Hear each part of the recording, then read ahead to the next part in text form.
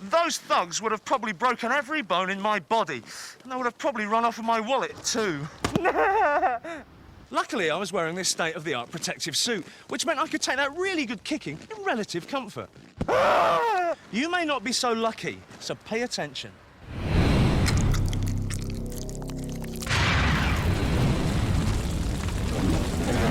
There are an estimated 14,000 of these sold in the UK every year. All perfectly innocent, you might think. Well, maybe so. But factor in there are only 10,000 baseball players in the UK, and this sliver of ash takes on a whole new sinister meaning. Just do the math.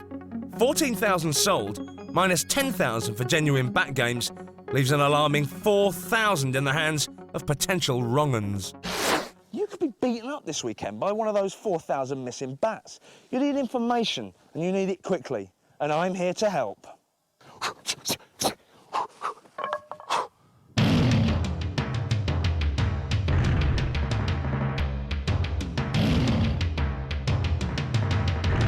All right, so I've come out of the pub, I've had a few beers, I'm kind of stumbling around the street, and all of a sudden, a nutcase with a baseball bat leaps out and threatens me.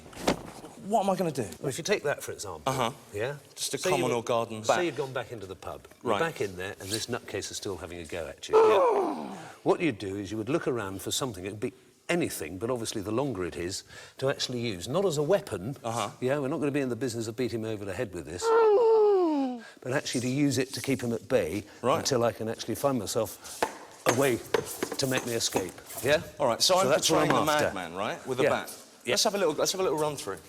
Well, come on! Come on! Come on! And then I'm off. And it works. Yeah. Nice.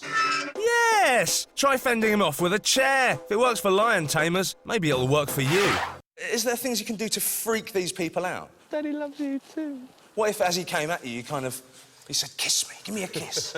That would freak me out if I was going to... Well, you know, in a lot of these martial art things, they start with the cry, a noise, and it's to put the opposite, yeah, or whatever it is. Yeah.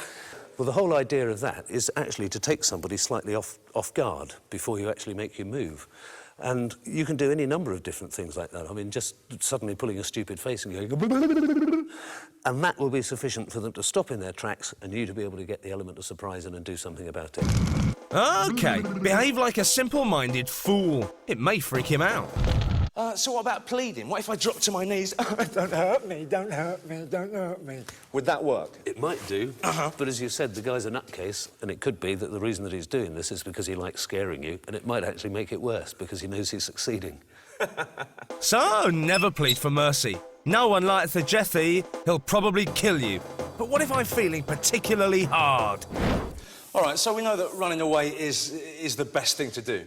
But there's a bar full of quite attractive women here, and I want to macho it up a bit. Surely there's a way that I can disarm him without running away. It's a difficult thing to do, right. There's no doubt about it, and it takes a lot of practice. But yeah, and what it all boils down to is if we come through in slow motion, I've got to be quick enough to actually be able to grab your hand like that. Using your momentum as you're going through, I can then get you straight up into the arm lock. And the bat's gone. And the bat's gone. And you can take your pick of women in the pub. And you can take your pick of women in the pub. That's it. Nice, you've nicked his bat. Who's the daddy now, eh? Eh? I feel ready. Let's see how I cope in a real fight with a large actor. Bring it on. Come on.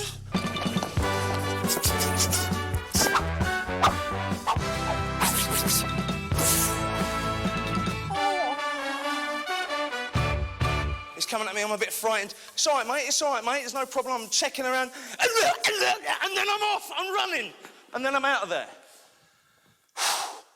It felt good and I'm still alive, so it must work. Let's recap. Fend him off with a chair, then run away. Freak him out to buy yourself some time, then run away. Never plead with him, it's just embarrassing. Finally, try and disarm him, then you won't need to run away. And that is how you deal with a baseball bat-wielding thug. Come on, Dwin, best of three.